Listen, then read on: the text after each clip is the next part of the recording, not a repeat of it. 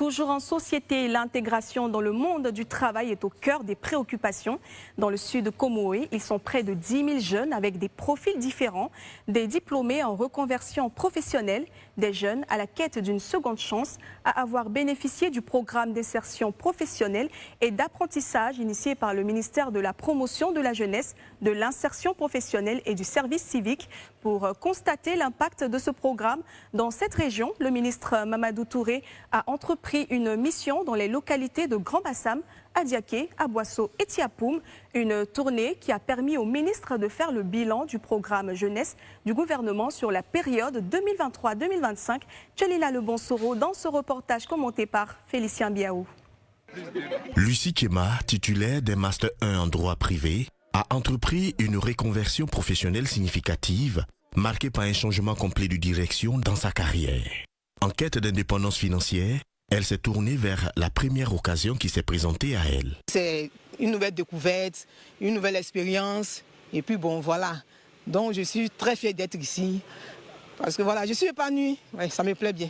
Comme Lucie, Innocent Kwasi fait partie des 1104 jeunes formés depuis 5 mois à Palme, Côte d'Ivoire, une entreprise dans le secteur de l'huile de palme située à Toumangué, à 90 km d'Abidjan. Pour le bachelier, cette formation est plus qu'une seconde chance. C'est une opportunité d'emploi. À la fin de cette formation, on espère que la Palme-Si nous embauche. Nous serons retenus pour une signature de contrat. À mi-parcours, plus de 800 jeunes ont été formés et parmi eux, 227 ont été recrutés et intégrés aux effectifs de Palme-Si en juillet 2024. C'est un projet d'un coût global de 1 178 160 000 francs CFA, dont 491 280 000 financés par l'Agence Emploi Jeunes et 686 millions par Palme CI. Les jeunes sont formés aussi dans plusieurs métiers, dont ceux du bâtiment, des travaux d'entretien des pistes, de la production d'huile de palme et ceux de la maintenance automobile et engins. À Tiapoum, à 50 km d'Aboissau, Edoukou Félicité vend de la ticket poisson.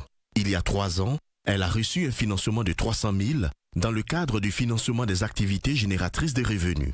Depuis lors, elle a diversifié son activité et gagne bien sa vie. Les jours ordinaires, pas mercredi là, si ça marche au moins 120 000, 130 000 par jour. Oui. Maintenant les jours de marché, si ça marche 180 000, souvent 200 000. Ah bon? Moi je vends poisson, je vends la ticket aussi. Mais j'ai 2 salonies plus un trici. J'ai ça. Il y a un qui est chez mon mari et puis il y a un autre quelqu'un qui fait avec. Puis j'ai construit, mais pas pour terminer. Faire le bilan des différents projets de l'Agence Emploi Jeunes dans cette partie du pays et encourager un grand nombre à aller à l'information afin de bénéficier des projets lancés dans le cadre du programme Jeunes du gouvernement 2023-2025, tel est l'objectif de cette tournée du ministre de la Promotion de la Jeunesse dans le sud Comoé. Ce type donc de rencontre nous permet de faire localement le bilan pour voir ceux qui ont pu bénéficier, surtout leur dire que ce n'est pas encore fini. L'année de la jeunesse, c'est le programme Jeunes du gouvernement sur 3 ans, 2023, 2024, 2025.